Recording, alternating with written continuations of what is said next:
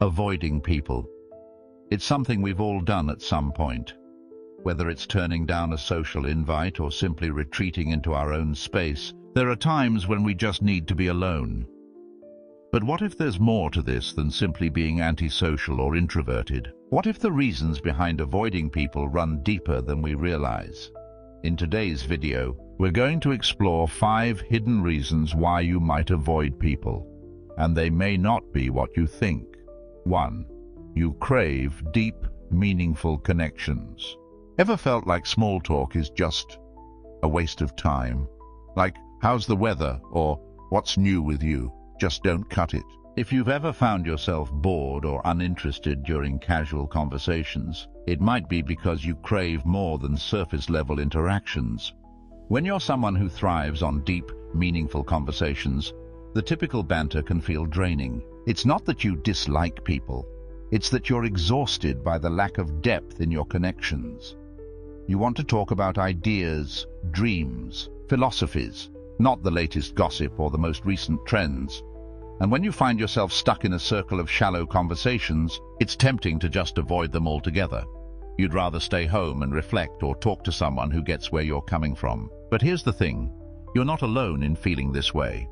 Many people also crave these deeper connections, even if they don't always express it. It's just that it's harder to find those conversations in a world that values surface-level interactions. 2. You feel out of sync with most people. Sometimes, the desire to avoid people comes from feeling like you're on a completely different wavelength. This can happen when you're naturally more introspective, thoughtful, or even highly intellectual, while the people around you seem more focused on the mundane, day-to-day things.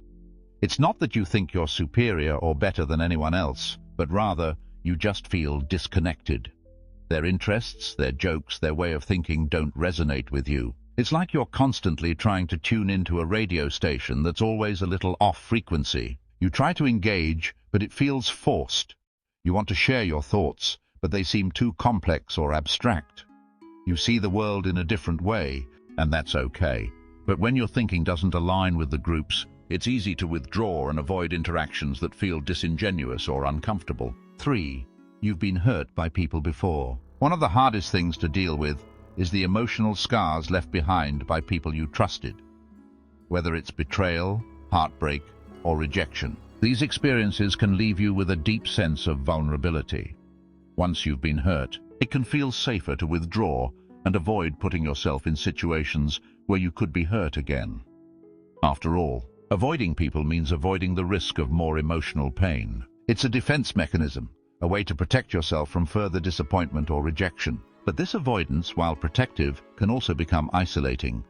Over time, you start to build walls around yourself, convincing yourself that it's better to be alone than to risk being hurt again. However, this strategy only works for so long, because while you're keeping the bad out, you're also blocking out the good. Trust, vulnerability, and connection are all essential parts of meaningful relationships, and to build them, you must eventually learn to open yourself up again at your own pace. 4. Low self-esteem. Sometimes the reluctance to be around people isn't about them, it's about you. It's the nagging voice in your head that tells you you're not good enough, not interesting enough, not worthy of their time. This isn't something you broadcast to the world, of course.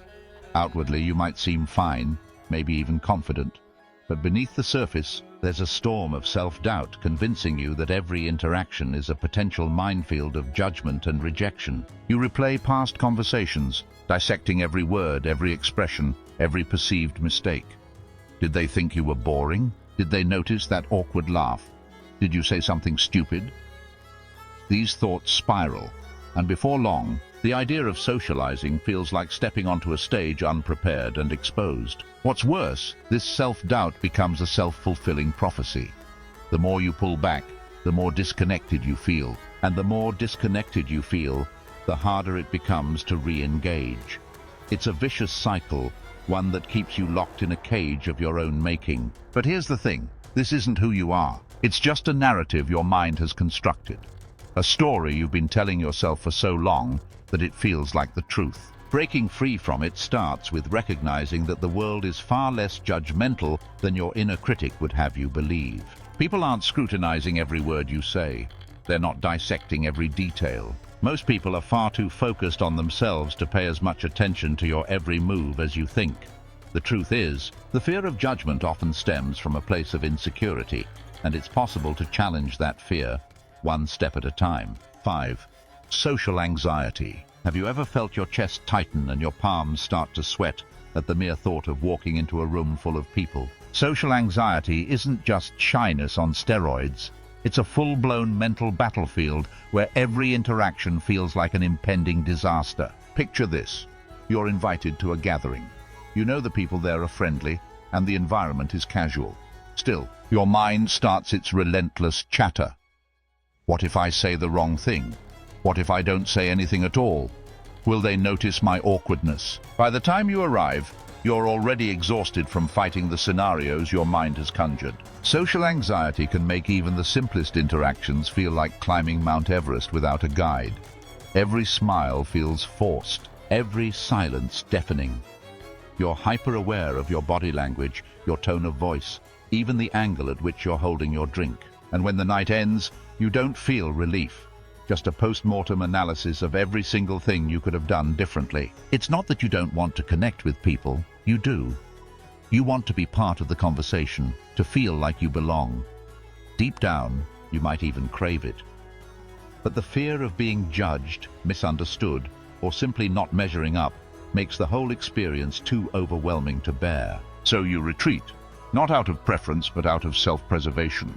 For many, social anxiety stems from past experiences, moments of embarrassment, rejection, or ridicule that left a lasting imprint.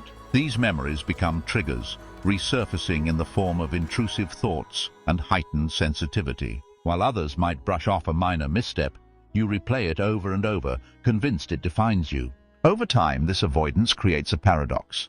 The less you interact, the more your social skills rust, and the more daunting the idea of interaction becomes.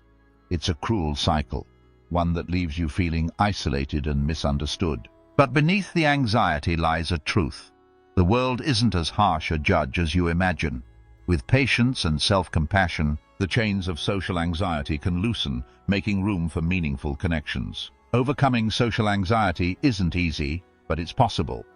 It starts with small steps, challenging your fears, practicing self-compassion, and seeking support from those who understand. It's about learning that you're more resilient than you think, and that you can face the discomfort and come out stronger on the other side. Until then, it's okay to take it slow, to prioritize your mental health over societal expectations, because at the end of the day, your well-being matters more than anyone else's opinion. Conclusion: the complex truth behind solitude. At the heart of these reasons lies one undeniable fact. Your desire to avoid people isn't a simple aversion. It's a mosaic of experiences, emotions, and perceptions. Whether it's the craving for depth, the weight of intelligence, the wounds inflicted by the wrong people, or the inner battles of self-esteem and anxiety, each reason tells a story, your story. But solitude isn't inherently bad. It's where creativity flourishes, where introspection happens, where you reconnect with the essence of who you are. The key lies in balance, finding the courage to step into the world without losing yourself in it. So the next time someone questions your preference for solitude, remember, it's not about avoiding people, it's about honoring yourself. And in a world that constantly demands your attention, that's a quiet act of rebellion worth celebrating. If you enjoyed the video, make sure to like and subscribe to our channel for more videos like these.